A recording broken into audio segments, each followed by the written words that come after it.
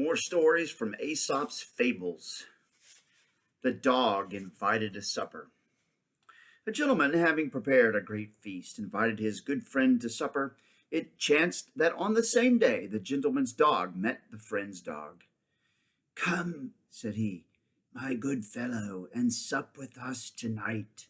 The dog was delighted with the invitation, and as he stood watching the dinner being brought from the kitchen, he licked his chops and said, "My, but that smells good. This is luck indeed. I shall make the most of my opportunity and eat my fill tonight, for I may have nothing to eat tomorrow." As he spoke thus to himself, he wagged his tail and gave a sly look at his friend who had invited him. But his tail wagged to and fro and caught the attention of the cook, who, seeing a stranger, straightway seized him by the legs and threw him out the window. When he reached the ground, he set off yelping down the street. Whoop, whoop, whoop, whoop.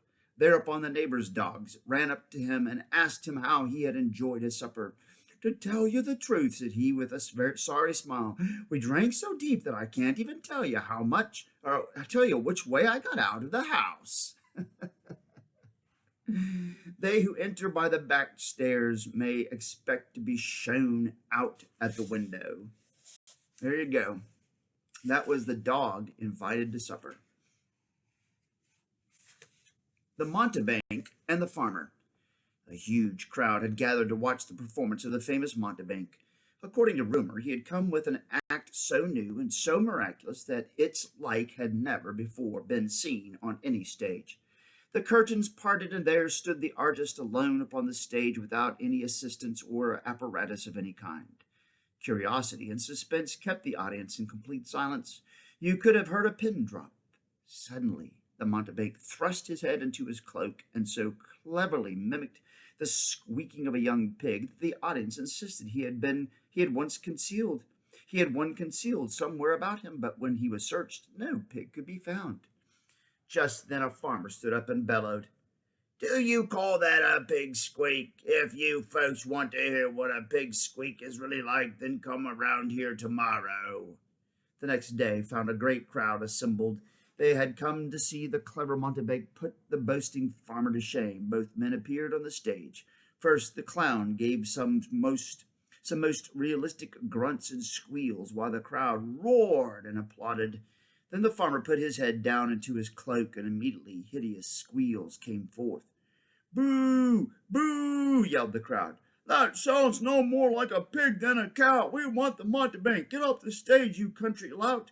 Who taught you to squeal? Get back to your barnyard." But the farmer stood his ground. "You fools," he cried, "this is what you ignoramuses have been hissing." And he drew from his cloak a real, live little pig whose ears he had been pinching to make him squeal.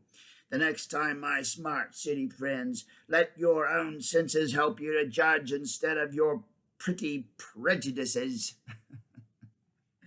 Do not denounce the genuine, only to applaud an imitation. The Dog and the Shadow. One day a dog stole a piece of meat out of the butcher shop, and on his way to a safe place where he could eat it without interruption, he had to cross a footbridge over a clear stream. Looking down, he saw his own reflection in the water, thinking that the reflection was another dog, with another piece of meat, and being a greedy dog, he made up his mind to have that also. So he snarled and made a grab for the other dog's meat. As his greedy mouth opened, he dropped the piece of meat and fell into the stream and was lost. Out dropped the piece of meat and fell into the stream and was lost. That's it. The meat dropped. Grasp at the shadow and lose the substance. The Mouse and the Frog. It was an evil day for the mouse when he made the acquaintance of a frog on the eve of a journey into the country. Protesting his great affection, the frog persuaded the mouse to allow him to go along, but we shall never know what possessed the mouse when he let the frog tie one of his own 4 feet to one of the frog's hind feet, for surely it made traveling most uncomfortable indeed. However, they limped and hopped along the path until they came to a stream of water. The frog immediately jumped in, saying, "Follow me, friend mouse, and have no fear. You may find the harness a bit awkward, but remember that I'll be right by your side as we swim across. Ribbit. So they began to swim. Scarcely had they reached midstream, however, when the frog took a sudden plunge to the bottom, dragging the unfortunate mouse after him. The struggling and threshing of the mouse caused such a great commotion in the water that it attracted the attention of a hawk sailing in the sky overhead. Swift as lightning, he pounced down upon the drowning mouse and carried him away, and with them, of course, went the frog as well. He who compasses the destruction of his neighbor often is caught in his own snare. The oak and the reed. A proud oak grew up upon the bank of a stream. For a full 100 years it had withstood the buffeting of the winds, but one day there came a violent storm. The great oak fell with a mighty crash into the swollen river and was carried down toward the sea. Later, the oak tree came to rest on the shore where some reeds were growing.